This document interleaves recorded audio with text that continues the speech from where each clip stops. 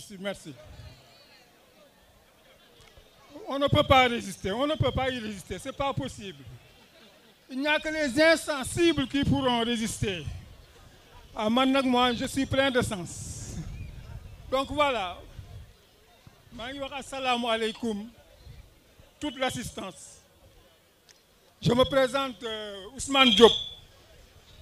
Tout le monde entend dire doyen, doyen.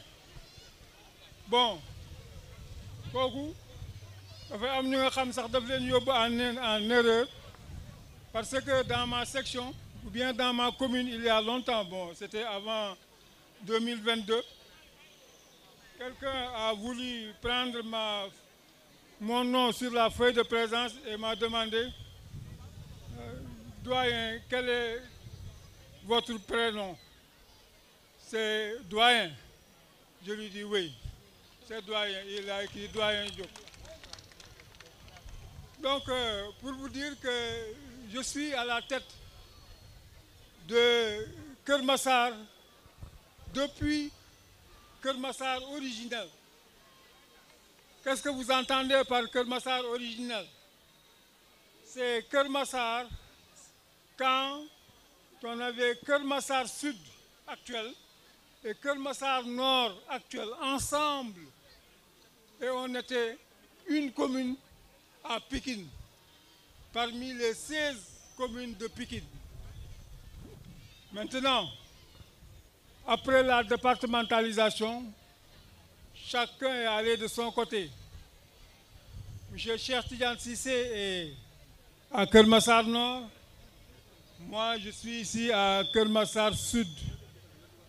Et nous sommes complétés par la commune de Diakhaï qui nous vient de Rufisque et les communes qui étaient toujours à Pikine avec nous, c'est Yeumbeul Sud, Yeumbeul Nord et Malika. Ce qui nous fait 6 communes et 3 arrondissements. Maintenant, pour revenir à cela, je dis que je souhaite la bienvenue à tout le monde ici présent. Ce que nous avons est même une petite mobilisation parce que c'est une mobilisation à dimension nationale. On a lu les délégations et les têtes de délégation.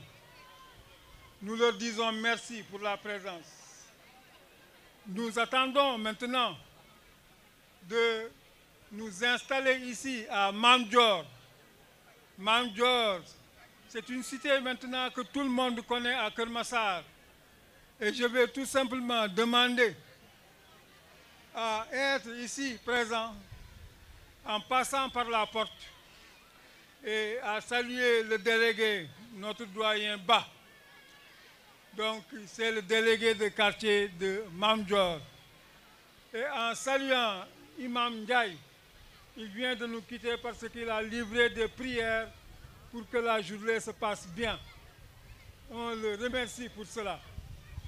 Et je remercie encore quelques notables de la cité. Je ne veux pas citer de nom, sinon aussi je risque de faire des frustrations.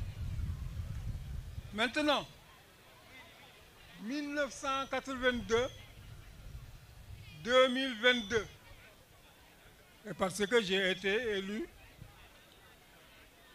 maire à Keur Massar, donc adjoint au maire et premier adjoint au maire, donc, que j'ai arrêté avec la CRE. C'était au mois de mars 2022. 40 ans de service dans les classes. Donc c'est pourquoi, pour aujourd'hui, je vais commencer en demandant à quelqu'un, à un patriote, de se lever et de venir vers moi et de répondre à ma question. Je ne pose pas la question. J'attends que le patriote se présente. Un patriote. Un patriote. Donc 2 patriotes, 2 jumeaux. Ah bon, voilà.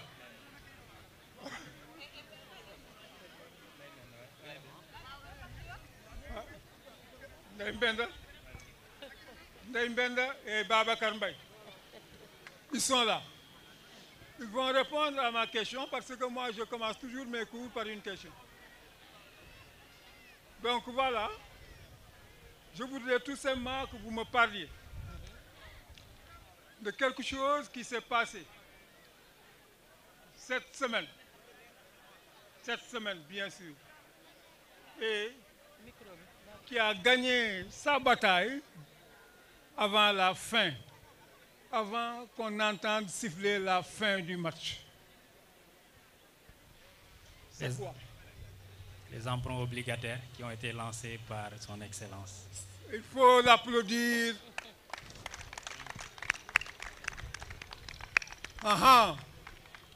Moi, je voudrais revenir sur ça. Emprunt obligataire. Ça, c'est une sorte de souverainisme, d'inclusion et d'implication de toute une population. Mais quand on l'a réussi, à près de 70%,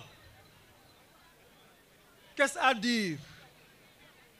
Ça veut dire, comme je l'ai annoncé, on a gagné un match parce qu'on a passé tout le temps à nous entraîner. Et quels étaient ces entraînements alors?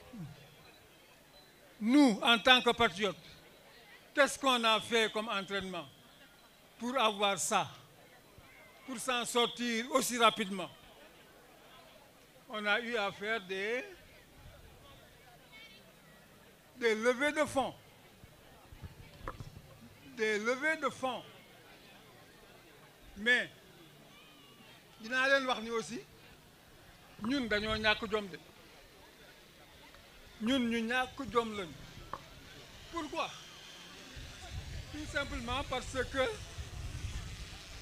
avec ces levées de fonds là, j'ai besoin de mes notes.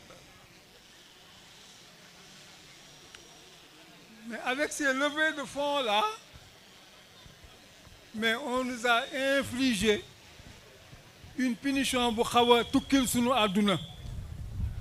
Est-ce que xam ngeen ni avec les levées de fonds, le benn ministre yeewu à 2 heures du matin a génn ne affaire bi il faut que ça arrête. Mais bi mu ko waxee ba pare dañoo continuer nag le lendemain, la semaine qui a suivi, le mois qui a suivi, l'année qui a suivi. Mais ñu ni nit ki kenn dootu ko bàyyeeti mu dem. Foofu le problème yëpp commencé. Kon looloo tax ma ni levée de fonds c'est seulement patriote. Et ñi ngi jaajëfal ñëpp ñu nga xam ni ils ont contribué à la réussite de ces emprunts obligataires. Maintenant, pour revenir sur une chose, je vais dire tout simplement que dañu taxaw fii tey pour sargal ay nit. ñi ñuy sargal ñi ngi nële toog, mais lenn am na si man je ne les appelle pas la garde rapprochée de Ousmane Sonko. Je vais les appeler les soldats du tunnel. Les soldats du tunnel. Les soldats du tunnel. Parce que fi mu nekk nii am na lu nga xam ni c'est boo ngeen xam ni bon def ngeen ko léegi fii dans la jeunesse du Sénégal. Vous avez valorisé le métier de sécurité. Nit ñi am na ñu xam dañ naan làqatu di ko def. Léegi ku koy def da ngay sol sa tenue di déambuler dans la rue, di frapper à toutes les maisons pour dire que maa ngi nii je suis dans la sécurité. Kon yéen jaaraama yéen, jaaraama yéen, jaaraama yéen. Jaarama aussi à qui? Parce que nous avons les Magui Pastef. Magui Pastef. Man, qui peut me dire qui est le premier Magui Pastef patriote? Quelqu'un qui est né avant le Pastef et qui est décédé avant le Pastef. Il s'appelle Maodo. Maodo, c'est le plus grand patriote. Est-ce que xam ngeen ni Maodo, s'il avait réussi ce qu'il avait prévu pour le Sénégal, Ousmane Sonko n'aurait pas existé. Parce qu'il n'aura pas de raison d'être. Du jar moom muy nekk. Pourquoi doon na fekk ñun sori nañu te du am lu muy dénoncer. Mais malheureusement dañ ko faagaagal. Keneen ki ci topp nii nag di le patriote sortant ñu bëgg ko faagaagal nit ñee taxaw kon léegi ñi taxawoon man dama leen di wax merci. C'est la JPS. JPS JPS JPS Ibrahima Ndao. Ok, donc voilà. Mais ces gens-là gis nga biñ taxawee gis ngeen ci leen ils ont combattu seen ay moroom.